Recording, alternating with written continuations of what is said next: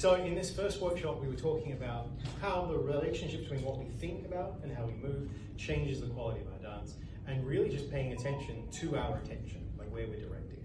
So we began with some pretty simple exercises. The first was just silencing the inner voice. Yeah. So we have an inner voice that gives us a monologue that tends to say, walk like this, stand this way, do something.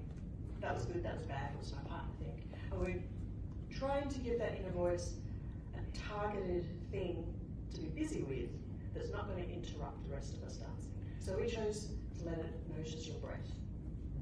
Breathing is probably the easiest of the attentional exercises. You're not trying to control it, you just notice in and out, and you let another part of your brain take over, which was the concept that we moved into, this idea that we have kind of two parts of our head, like two cells, a self one and a self two. The self one is the one that does all the talking. Self two is the one that's actually good at the dance. And if we can get that self one out of the way, we get into what's called a flow state, where we tend to sort of lose track of time, things are connecting intuitively, we learn much faster, and we just perform much better.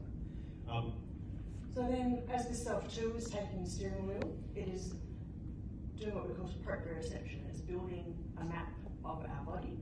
We talked about noticing how the floor presses up through us, how gravity presses down through us, and by letting ourselves balance through that, by letting that self-2 take care of that balance, it also automatically takes care of a nice functional alignment in our body.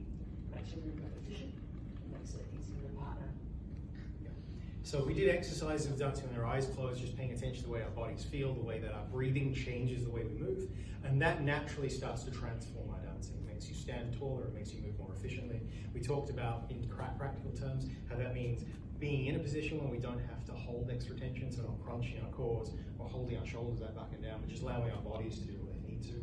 We then moved into some exercises where we were using mental imagery to cue our movement. So thinking about our head as a balloon, or resting on a fountain of water, or a stream taking us up and down the floor, and noticing that what we think about changes the way we move.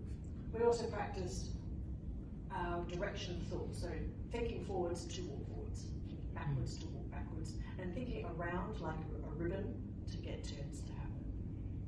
We did lots of practical exercises, just then paying attention to the way our partners were moving, and sort of finished off by looking at this notion of extended proprioception, that our brains can build a map of a whole other person, and then we begin cohering together as a system. And that really is the thing, it's this notion of coherence. Internally, our body doing all these things and connecting with our partners. In the next workshop, we're going to talk a lot about coherence with the music, with this idea that if we just pay attention to the right things, everything else will take care of itself. Noting that in dance, there shouldn't be any failure states. There isn't a right or wrong, and the best way is always the one that requires the least effort, both mentally and physically. And you're transformed as a result, so I'm really happy with that. I'm excited to see what we get through the rest of the afternoon. But thank you very much.